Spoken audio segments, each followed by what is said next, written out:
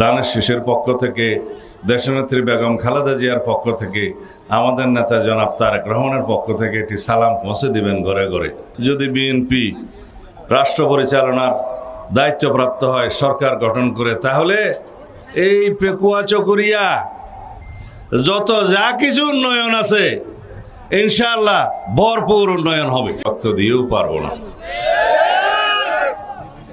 আপনাদের ভালোবাসায় সারা জীবন আবদ্ধ ছিলাম, সারা জীবন থাকতে চাই।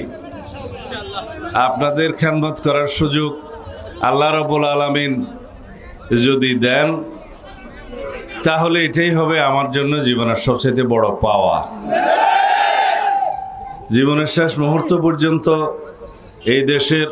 এই দেশের মানুষের সেবা করার তৌফিক আল্লাহ রাব্বুল আলামিন প্রদান করুন, এই মোনাজাত করি। তার আগে আমার একটা অনুরোধ, আপনারা সবাইকে আমাদের পক্ষ থেকে, দানের শীষের পক্ষ থেকে, দেশনেত্রী বেগম খালেদা জিয়ার পক্ষ থেকে, আমাদের নেতা জনাব তারেক রহমানের পক্ষ থেকে একটি সালাম পৌঁছে দিবেন ঘরে ঘরে। দিবেন তো? সবাইকে দানের শীষের পক্ষে সালাম পৌঁছে দিবেন। আমার নেত্রী দেশনেত্রী বেগম খালেদা জিয়ার সুস্থতার জন্য সবাইকে দোয়া করতে বলবেন। আমাদের নেতা জনাব তারেক রহমানের পক্ষ থেকে সবাইকে সালাম পৌঁছে দিবেন। 2 নম্বর, আমাদের জন্য সবাইকে দোয়া করতে বলবেন। আমরা সবার দোয়া প্রার্থনা করছি।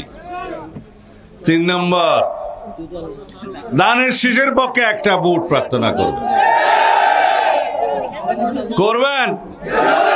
2 হাত তুলে ইনশাআল্লাহ। এই দেশের মাটি, এই দেশের মানুষ আমার প্রাণের মধ্যে।